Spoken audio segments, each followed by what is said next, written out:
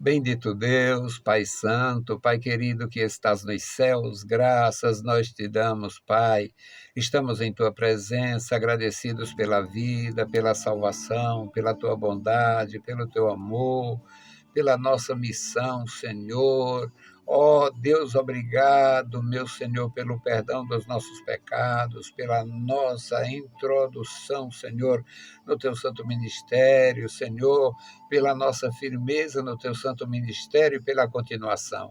Obrigado, Senhor, pelos meus irmãos, pelas muitas denominações da tua igreja, pelos nossos irmãos no interior do estado, pelos nossos irmãos nas cidades grandes, nas cidades pequenas, pelos nossos irmãos nos rincões.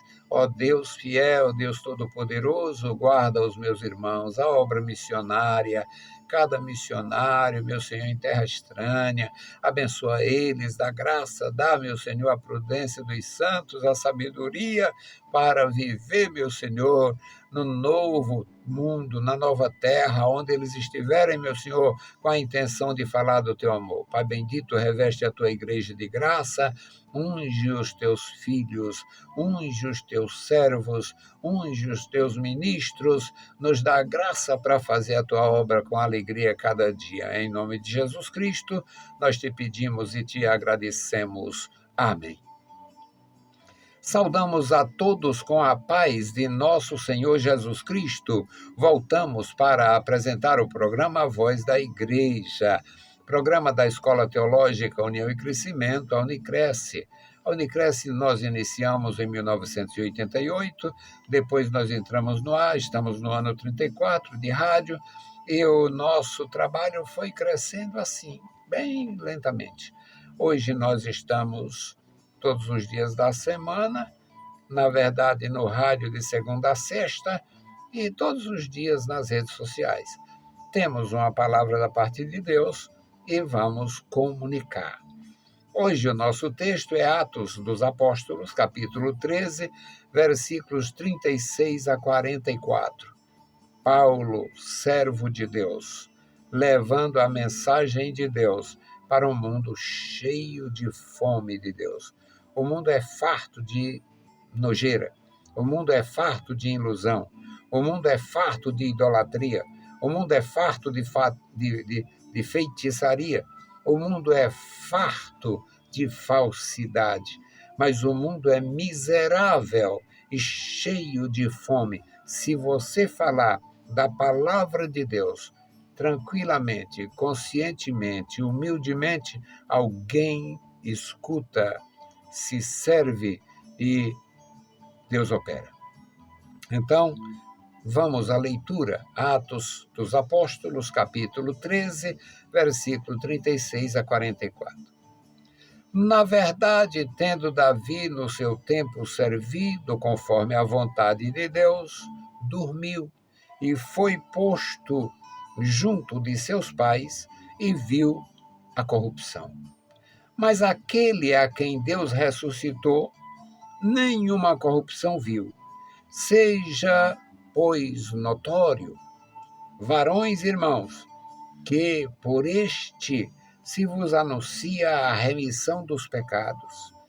E tudo o que, pela lei de Moisés, não pudestes ser justificados, por ele é justificado todo aquele que crê.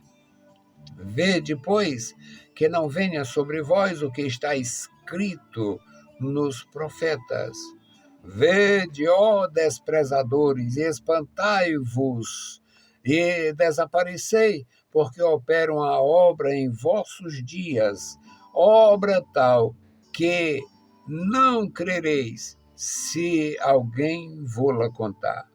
E saídos os judeus da sinagoga, os gentios rogaram que no sábado seguinte lhes fossem ditas as mesmas coisas. E despedida a sinagoga, muitos dos judeus e prosélitos religiosos seguiram a Paulo e Barnabé, os quais, falando-lhes, os exortava que permanecessem na graça de Deus. E no sábado seguinte, juntou-se quase toda a cidade para ouvir a palavra de Deus. É maravilhoso esse testemunho de Atos dos Apóstolos. Bendito o Senhor, obrigado pela leitura em Tua Palavra Santa. Agora fala conosco, nos dá a Tua graça, fala com os meus irmãos, nos dá a compreensão deste amor profundo. Pai bendito, Senhor da glória, Deus Todo-Poderoso, ouve a nossa petição. Em o nome santo de Jesus Cristo te pedimos e te agradecemos. Amém. Meus queridos irmãos, era uma grande dificuldade para o apóstolo Paulo se fazer ouvir na sinagoga. Muito embora ele fosse um homem de excelente instrução, muito embora ele fosse um homem que tinha uma experiência com Deus e um conhecimento profundo dos judeus, ele sabia atrair as pessoas para o que ele queria transmitir. Ele foi prudente, foi sábio, mas o trabalho mesmo assim era espinhoso. Ele estava falando, pregando, ensinando nas sinagogas. Isto aqui acontece por volta do ano 62, 63. Ele pregando o evangelho nas sinagogas. Precisava realmente muito jeito. A realidade da igreja ainda não era absolutamente clara para os romanos, para os tribunos, os homens que tinham autoridade concedida, a autoridade do imperador, os legatos augustos. Eles tinham uma visão da igreja simplesmente como uma extensão do judaísmo. Os judeus também viam assim, muitos judeus viam assim. Claro que neste período eles não lembravam mais do Caifás, não lembravam mais do Herodes, não lembravam mais do Pilatos. Eles não lembravam mais das grandes dificuldades, dos motins, da agitação dos dias do ministério de Jesus. E eles ouviam Paulo, um excelente expositor da palavra, conhecedor profundo da lei mosaica e dos costumes das províncias, portanto, ele sabia muito bem se posicionar na sinagoga de Tarso, na sinagoga de Antioquia, na sinagoga de Éfeso, na sinagoga de Tessalônica. Ele sabia, ele tinha conhecimento muito bom do que acontecia. E ele, com o inseparável Barnabé, só se separaram uma vez por causa do João Marcos, eles tinham um trabalho grandioso. Paulo tinha uma dívida com Barnabé. Barnabé fez a igreja aceitar o Paulo, o Saulo. E Barnabé era muito dedicado e consagrado, se irmanou com Paulo para fazer a obra mais árdua. E neste contexto, Paulo está falando da ressurreição. A maioria esmagadora dos judeus tinham tomado conhecimento da vida de Jesus, da morte de Jesus e da ressurreição de Jesus. Porque a ressurreição de Jesus se tornou inegável mediante a ressurreição de Lázaro, a ressurreição de Dorcas, a a Tabita e a ressurreição da filha do Jairo, o príncipe da sinagoga. Esses testemunhos de prodígios fez com que a ressurreição de nosso Senhor Jesus Cristo realmente ficasse tendo um relevo naquele período do judaísmo. Então, o Paulo, pregando a palavra, ele vai no cerne da emoção judaica, falando de Davi, o patriarca do louvor, o patriarca da edificação da monarquia, o patriarca que solidificou a nação e a fé da nação.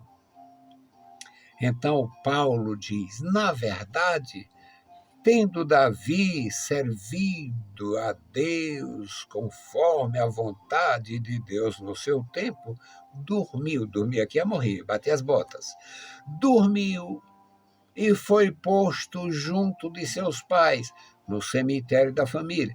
Na época não existia praticamente cemitério, as pessoas eram sepultadas nas suas propriedades, os lugares apropriados em suas próprias terras. Foi posto junto de seus pais e viu corrupção, ou seja, a terra comeu. Davi passou pelo processo natural que os mortos passam. A terra absorveu e voltou ao pó. Tendo Davi servido a Deus no seu tempo, dormiu, foi posto com seus pais e a terra comeu. Viu corrupção, voltou ao pó.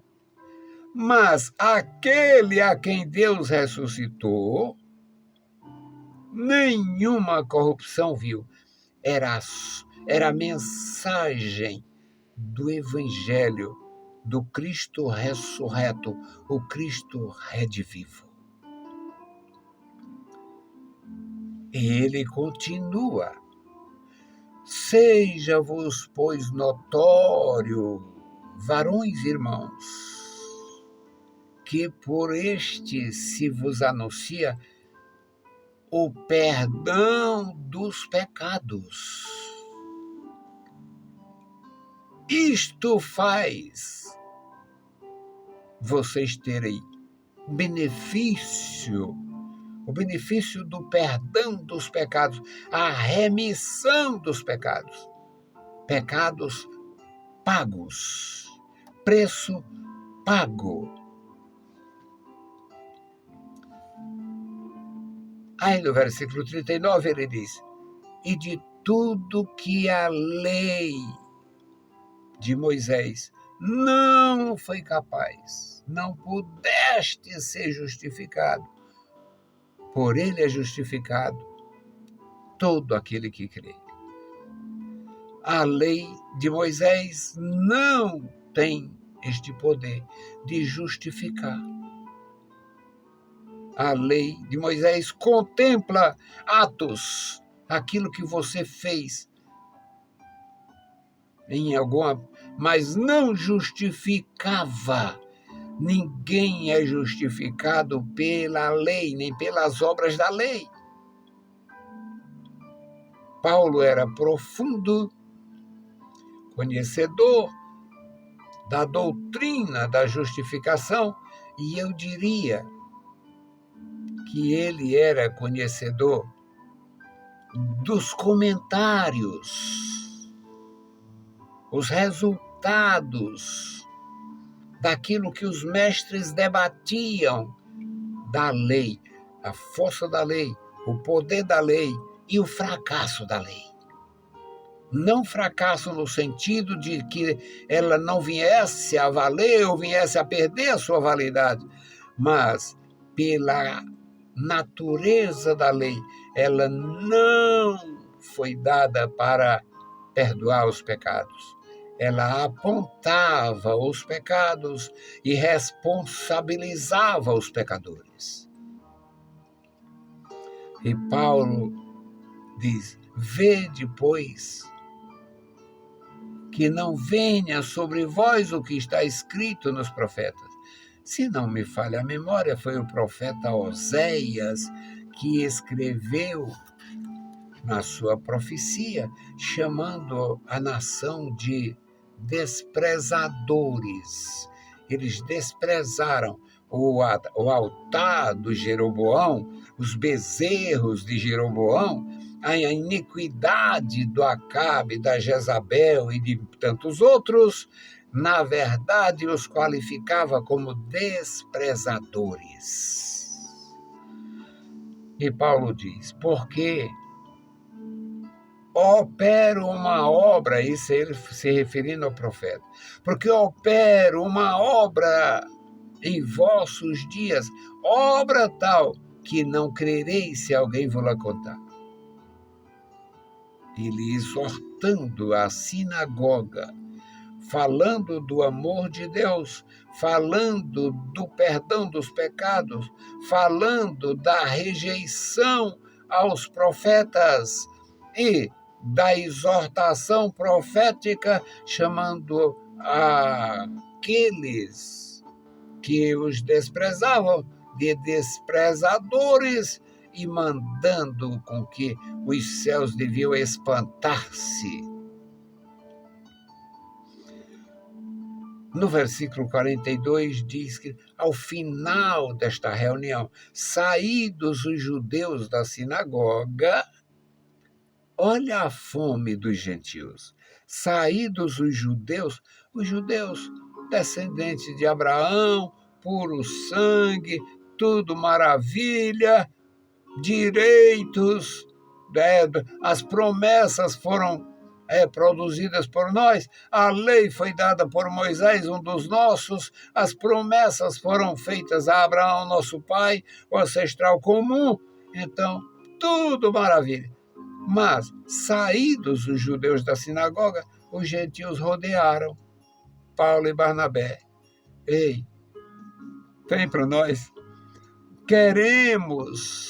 Nós queremos mais. Nós queremos ouvir na próxima reunião, no próximo sábado, o próximo encontro, nós queremos ouvir. E diz a palavra que no sábado seguinte lhes fossem, eles pediram, queremos ouvir as mesmas coisas. Aí, despedida, a sinagoga saiu, porque primeiro lá era assim, tinha a ala dos judeus, tinha a ala dos gentios, os gentios prosélitos, tinha a área, um pátio dos gentios não prosélitos, gentio que tinha temor, mas ainda não tinha compromisso. Tinha o átrio das mulheres, as mulheres iam com seus maridos, com seus filhos, tinham um espaço só para elas, porque não era comum nem aceitável que as mulheres estivessem no mesmo recinto. Então tinha o átrio dos gentios, o átrio dos prosélitos, o átrio dos judeus puro sangue e o átrio das mulheres. E rogaram que fossem ditas as mesmas coisas. Agora, despedida a sinagoga, muitos dos judeus e dos prosélitos seguiram a Paulo e Barnabé. Despedida a multidão, despedida a sinagoga, muitos simplesmente foram embora. Mas, tanto judeus quanto prosélitos, portanto, gentios convertidos ao judaísmo, que estavam na sinagoga ouvindo, seguiram a Paulo e Barnabé.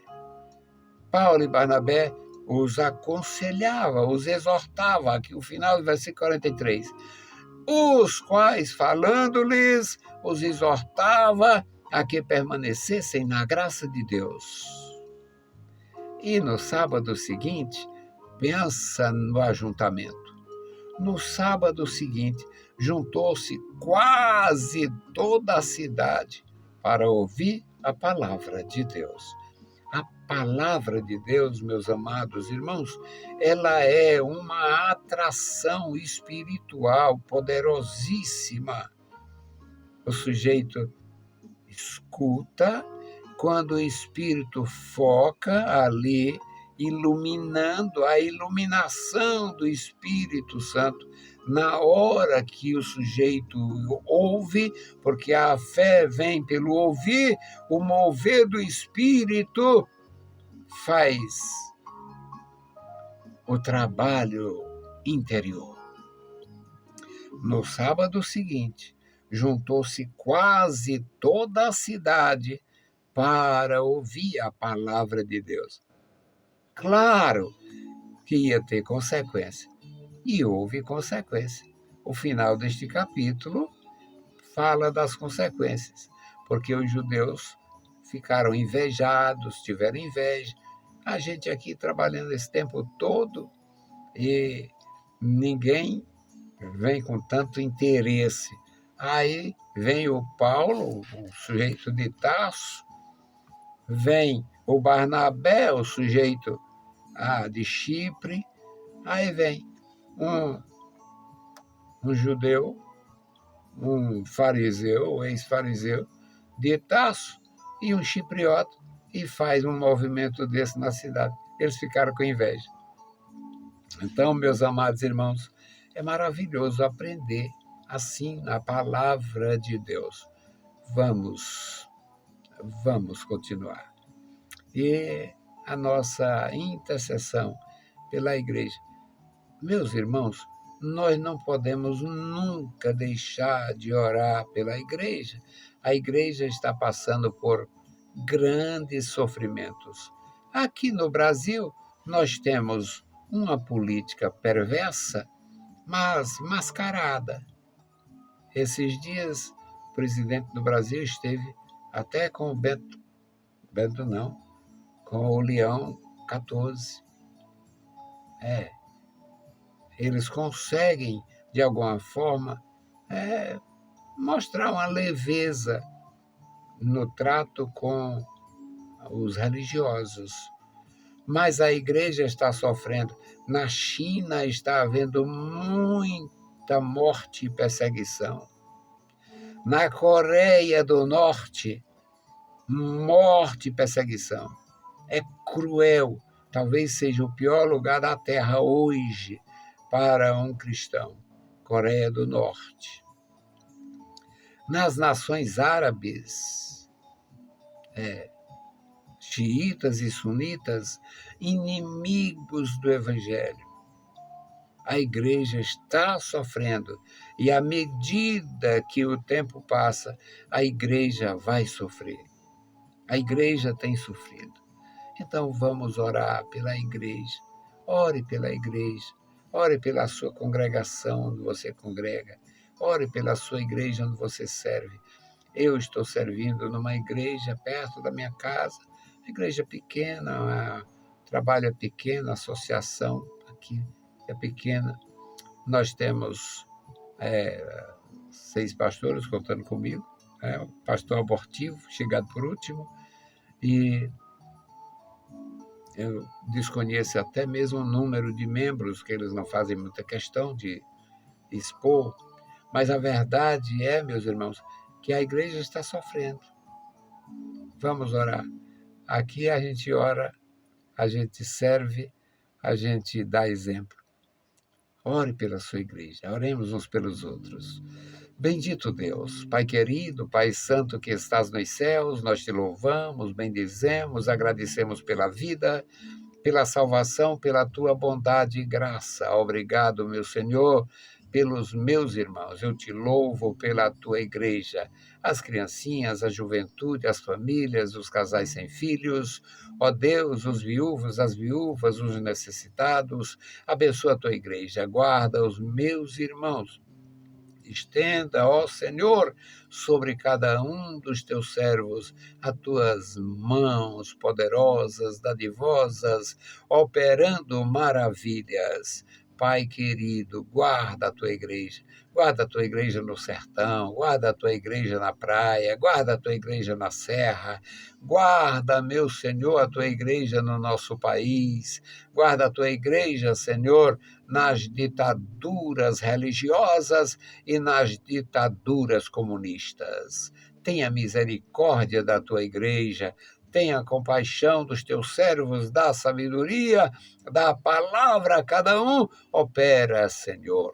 Deus fiel, manifesta o teu poder, este memorial da oração, ó Deus, opera em cada coração, em cada vida.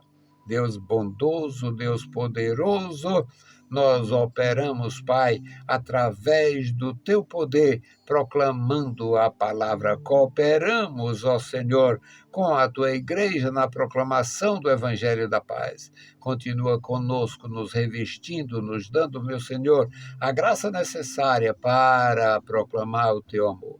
Deus fiel, ouve dos céus as nossas petições, em o maravilhoso nome de Jesus Cristo, nós te pedimos para sempre. Amém.